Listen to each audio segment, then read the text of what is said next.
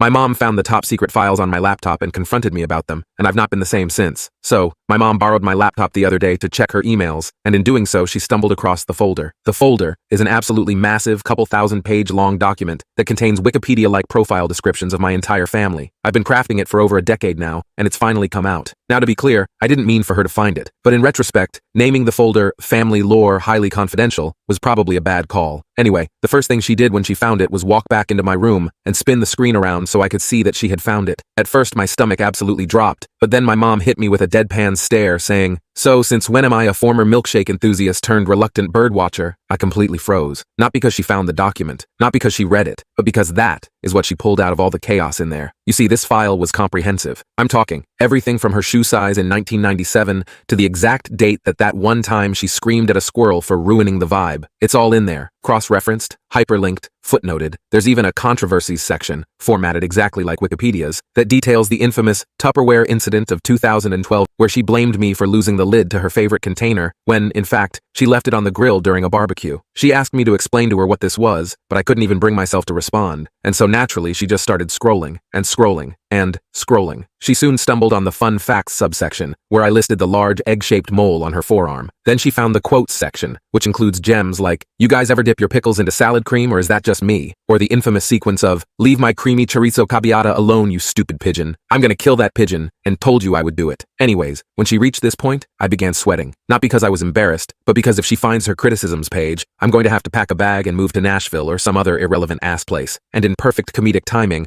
right as I was thinking that, criticisms page, she said, "What's this?" she continued. "Has a tendency to let out rippers of farts, especially when she's had Chinese food. Once sneezed on my jacket and tried to convince me it wasn't her. Has an unjustified lifelong vendetta against pigeons." I could tell she was mentally drafting my obituary, all while I just sat there mortified. But the real kicker? She didn't even stop there. She found the family rankings chart I made back in 2020 as a joke. She was in third place, right below the cat, but above my brother, who, to be fair, did break her Dyson vacuum once. After reading out the family rankings, she kept scrolling and just put her head in her hand and muttered, "Why do I have a bibliography?" And that's when it hit me. Everyone keeps tabs. Don't even pretend you're not mentally cataloging the exact moment your best friend tripped on a curb 6 years ago, or the time your boss called someone chief, unironically. I'm just the only one insane enough to document it with references and citations. And before you ask, yes, my file exists too. And yes, it's huge. It's bigger than hers, and bigger than anyone's. I've even got a notable feats section, which includes drank a 2-liter of Mountain Dew in one sitting, and accidentally invented a new sandwich in 2021. It's over 615 pages long and growing.